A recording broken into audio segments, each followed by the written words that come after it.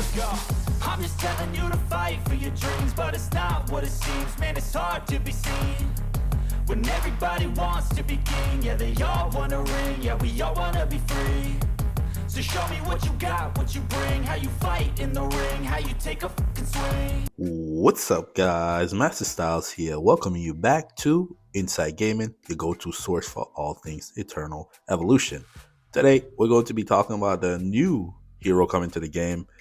It's going to be a summoner, right?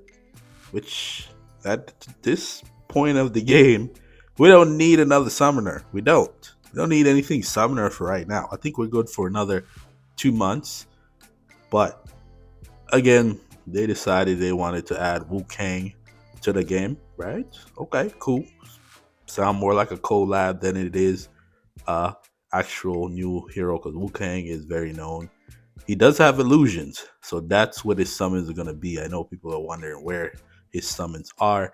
He himself is going to be cloned, and his clones should do as much damage as he does, right? If that's the bit about Liu Kang, right? But we're gonna go take a look at him. We'll come back. We'll take a look at the summoner team, of course. It's a quick overview. Bear with me, guys. And you're probably wondering why I haven't posted.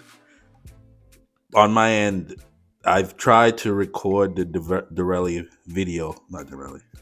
video, I should say, and I'll just give you a quick overview of it. It's the iPad. I don't know what's going on with it. I don't want to put too much energy into it. So quick overview about Awakened 7, Cervelli. Reason why you want to bring her there is because of the 6 hero ability that she brings. I'm still trying to figure out how her ultimate is going to tie in with Wukong. But again, that's primarily it there. Her revival, if she's in a high damage situation, chances are she's just going to die just as fast. They should have put in a reduction when she revives. So because she doesn't have a reduction, if she get killed fast in any content, right, when she revives, she's just going to die right after that. Other than the ability to become the 6th hero, that's primarily it. Because the revive, it's not doing much there. But again, I'll try again to make a video with her, but she's probably going to be featured in the Wukong initial video and most likely the EX30 video. So you'll get to see her there. That's just, how it rolls. I can't do anything about it. And one other thing, why nobody tell me this? Why nobody told me this, right? It says increased damage dealt by all allies, right? I was under the impression that it's only the hero. So I guess the SP heroes, their Awaken 8 is different. So now having multiple SP heroes at Awaken 8 is actually pretty good. So now going to PvP bit, we know that's all allies there, but it's a higher percentage. And this one is the one where you don't need to be deployed. So again, I got Connor to Awaken 8. I feel like the pattern's already starting, right? The pattern is I've gotten to the point now where all of the newer heroes, I've been getting them to Immortal 5. And we're getting to a point now where, as the heroes come out, we have the resources to bring them to Immortal 5. And I can hear someone saying, oh, you just say you do that. I do that, okay? And both of the reasons why I did that was because they had the double chip event going on. So again, enough about that. Let's actually go over to Discord and check out what the new hero brings to the table. We are on Discord. Hopefully my Discord isn't popping, right? Because it would be annoying with all these notifications. But again, this is the look on the new hero, Wukong. Look like a baby Wukong at this point, but looks pretty cool. Like I said, with Wukong, the illusion should do as much damage as he does, right? And that was the whole thing bit about Wukong. That's what I can remember off the top of my head. But it looks, interestingly enough, with them, when it comes to creating characters, art, right, they're pretty good at that. Is Wukong going to be broken in terms of damage? Probably, right? And the illusions, it's going to be crazy. I could just see it now. Big damage dealer, right? So let's actually go ahead and check out the overview, see what he brings to the table. So it says, dear commanders, at everyone, right? Should be everyone. A new SSS Wenfyr Summoner Hero Wukong, Chosen One, is coming soon in Eternal Evolution. Wukong assumes a stand and provoke enemies in range for a few seconds. So yes, taunt, interestingly enough. During the stance, all damage received is reduced, effective against true damage. Okay, good for the energy hero. Sound like he's going to be sitting up front. And Wukong gains immunity to control effects. Okay, so no knockbacks. Great, love that. Wish you would give some of that to the team, right? Not like summoners are already OP. Imagine them with immunity to control effects, right?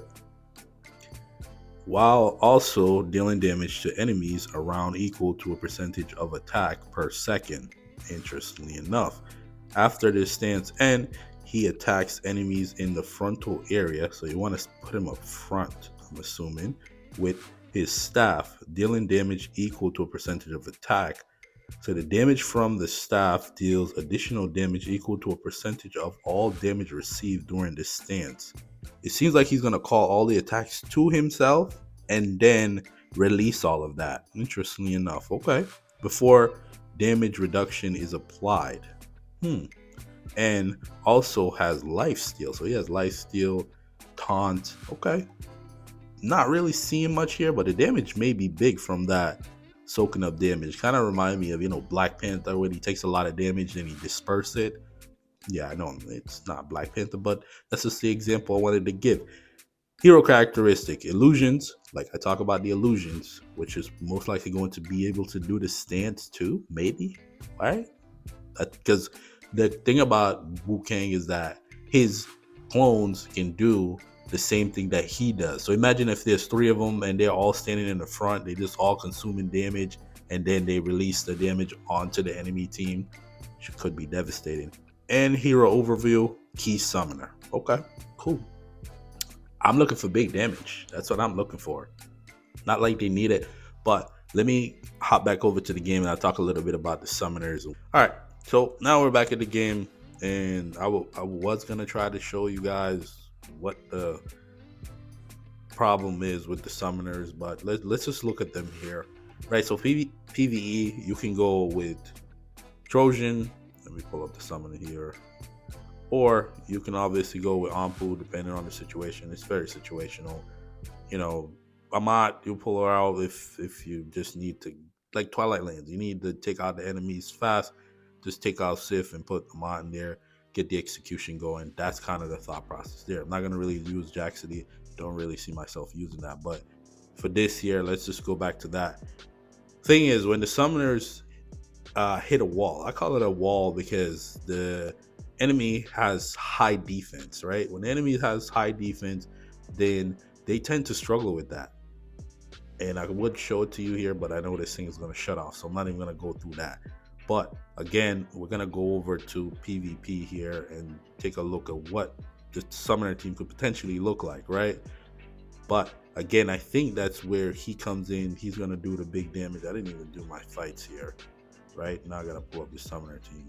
It doesn't matter, right?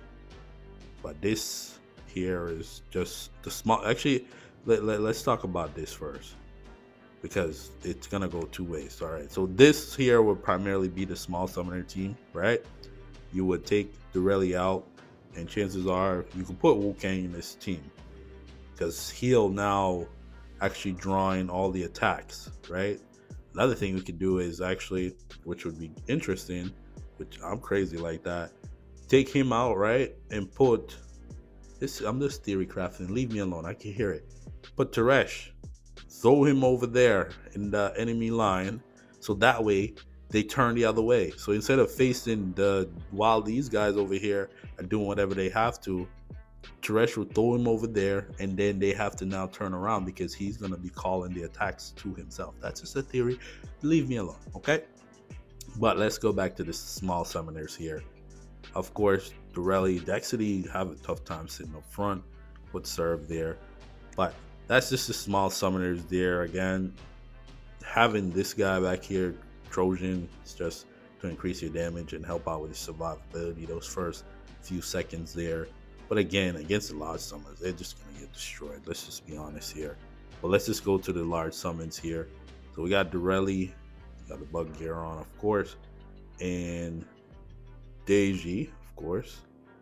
Adaji, whichever one you choose.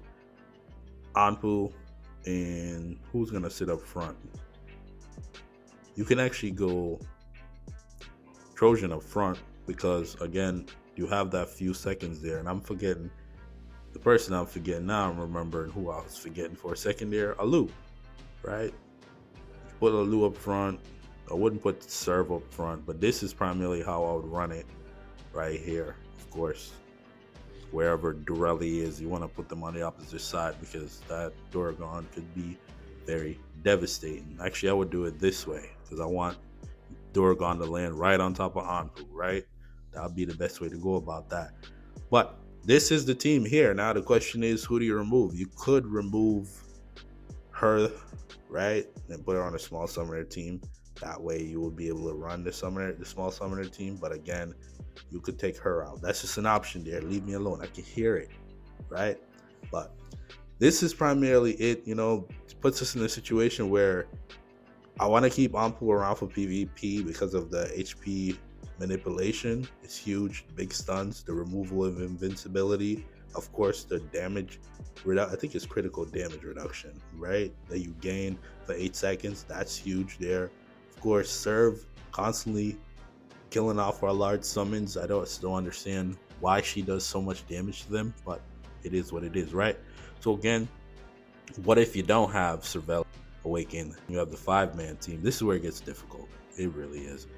Chances are, I don't want to say this, but it would come down to either Sif for PvP, anyways, if you're gonna run a 5-man team. But you can always run Moss, right? But again, you still gotta kick somebody off. Yeah, somebody has to go. I like Durelli in PvP though. I think it would be Sif, sad to say. Yeah, I think it would be, right? Because she doesn't really bring much to the team. She just, other than her damage, nothing else is going to the team. Anpu, is going to be there because of the abilities that he brings. Because if he gets your HP down low, you're not coming back from that, even if you revive. So definitely that's a key portion there. So it'll probably be Sif. Then you put this here and then put Wukong in the front, right? With Durelli. And I think you want him up front so he can soak up all that damage and then dish it right out. That's kind of my thought process there from what I read. But again, Summoner's getting a new hero. Don't get it. It don't make no sense to me. I don't know what the pattern is anymore. So it's all over the place. Okay? But again, if you made it this far in the video, comment down below, Summoner Supreme. For those that are new around here, we're on our way to 1,200 subscribers. The goal is to get to 2,000, but we're very close to getting to 1,200 subscribers. Just so you know, I love each and every one of y'all. I appreciate each and every one of y'all. If you're in my Discord, shout out to you. We're having a whole bunch of fun over there. The reason why you should subscribe is for updates, guides, tier list walkthroughs, and of course, Spotlight series. I have a video coming out. I'm supposed to do one on Emma, and also another video. I was gonna do Cervelli, but I can't.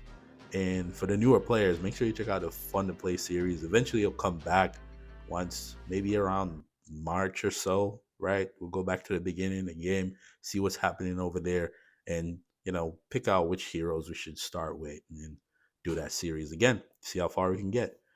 For those that are rocking with me, let me know how you feel about the new Summoner hero coming to the game. Till the next video, peace.